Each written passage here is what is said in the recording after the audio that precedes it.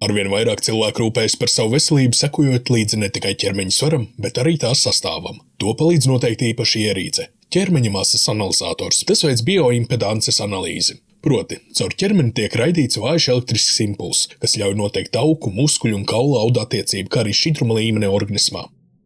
Viņi var izmantot gan sportā, viņi var izmantot gan terapijas uzraudzībā, ja? Viņi var izmantot dažādas slimību gaitas, novērtēšanā, ja, jo, ar ķermeņa masas analizatoru ko var noteikt? Man patīk tas izmeklējums, par pamatmājiņu. Tas ir vienkāršos vārdos, cik, cilvēka ķermenis spēj sadedzināt kalorijas, dienas laikā, īpaši sev fiziski nenoslogojot, ja.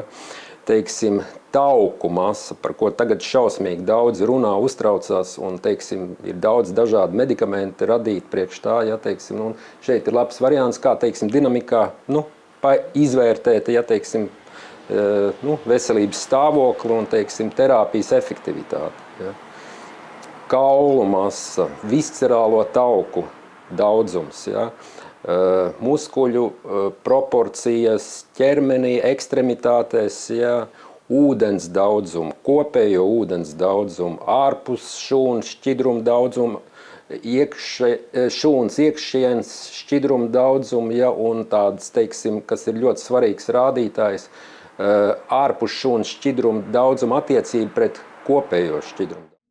Šādu analizatoru savā praksē izmanto dažādu specialitāšu ārsti. Tas palīdz dinamiski novērtēt, kā uz organismu iedarbojas medikamentozā terapija un kādas izmaiņas rada fiziskās aktivitātes.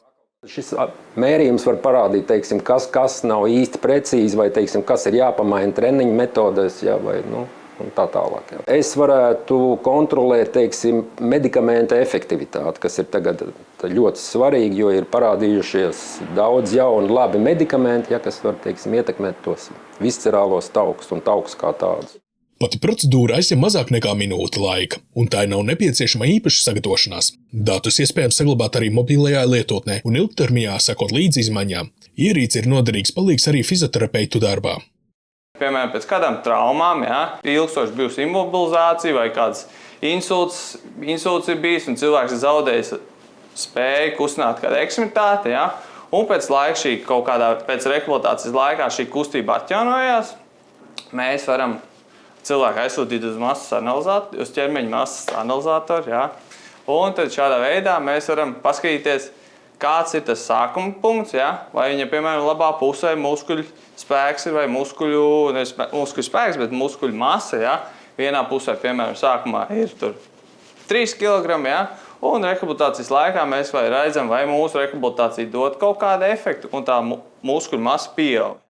Speciālisti uzsver, izmeklējumu svarīgi veikt pareizi. Vislabāk to darīt no rīta, tukšā dušā un ņemt vērā arī citus ietekmējošos faktorus. Regulāri ķermeņa sastāvu kontrole palīdz pielāgot uzturu un treniņus, kā arī saulaicīgi pamanīt iespējamos veselības riskus.